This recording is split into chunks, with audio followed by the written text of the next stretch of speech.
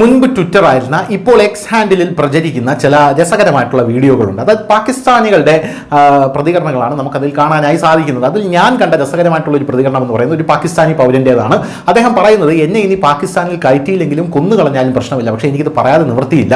കാരണം പാകിസ്ഥാനെ രക്ഷപ്പെടണമെങ്കിൽ ഇനി ഒരേ ഒരു മാർഗം മാത്രമേ ഉള്ളൂ, ഇന്ത്യയുടെ പ്രധാനമന്ത്രിയായിട്ടുള്ള നരേന്ദ്രമോദിയെ ചങ്ങാത്ത സ്ഥാപിക്കുക.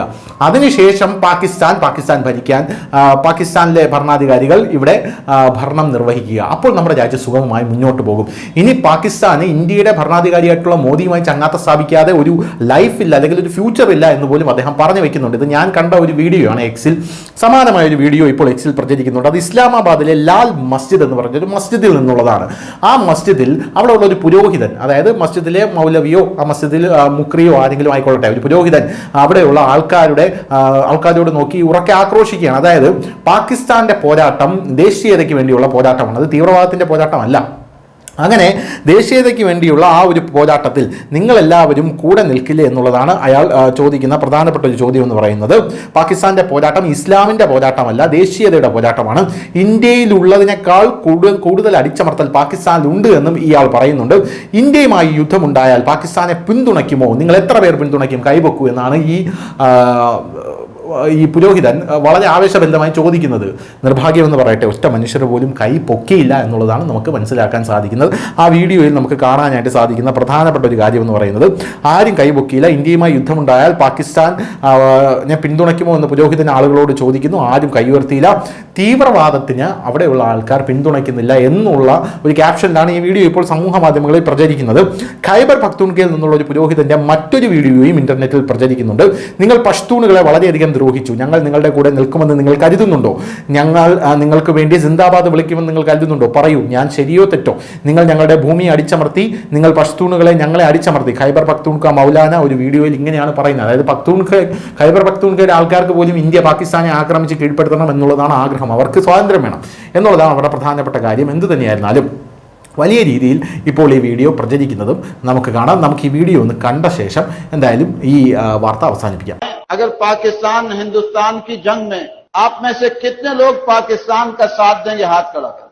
कम ही नजर आ रहे हैं। इसका मतलब है कि काफी समझ पैदा हो चुकी है। मसला ये है कि पाकिस्तान और हिंदुस्तान की जंग इस्लाम की जंग ही नहीं है।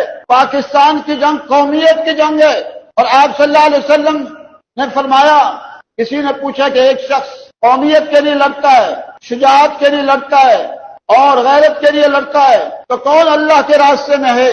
तो आपने उसका उसूल और ज़ाब्ता बताया, मन क़ातला लितकून कलिमतुल्लाहि हियल उलिया। फरमाया वो अल्लाह के रास्ते में जो इसलिए जिहाद करता है, क़िताल करता है कि अल्लाह का दीन सरबुलंद हो जाए। आज पाकिस्तान में जो कुफरिया निज़ाम है, जो जालिमाना निज़ाम है और जो फिस्क़ व फुजूर है, वो हिंदुस्तान से ज्यादा बढ़कर, हिंदुस्तान में इतना जुल्म नहीं है जितना पाकिस्तान में जुल्म है। कि लाल मस्जिद जैसा अलमनाक सानहा हिंदुस्तान में हुआ, जमाना वजीरिस्तान में और पूरे खैबर पख्तूनख्वा में जो मजालिम हो रहे हैं वो वहां हुए कि उनके अपने जेट तैयारों ने अपने ही मुल्क के रहने वालों पर ऐसी बमबारियां की हुई। क्या हिंदुस्तान के अंदर इतने लोग लापता पाए जाते हैं? हिंदुस्तान के अंदर कोई तहरीकें लापता अफराद के लिए हैं?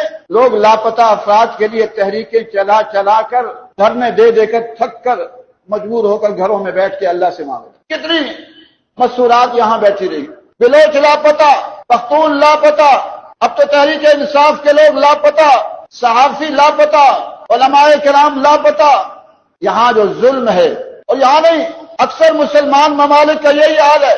कुफरिया ममालिक में तो फिर भी किसी न किसी दर्जे में कोई मुजाहिरे की इजाजत दे देते। अब सऊदी अरब का हाल यह है कि सऊदी अरब के वहां के कितने उलमा ये फतवे दे रहे हैं, हरमैन के कितने उलमा फतवे दे रहे हैं कि इनकी इताअत होगी, हुक्मरानों की फलस्तीन का साथ नहीं दिया जाएगा।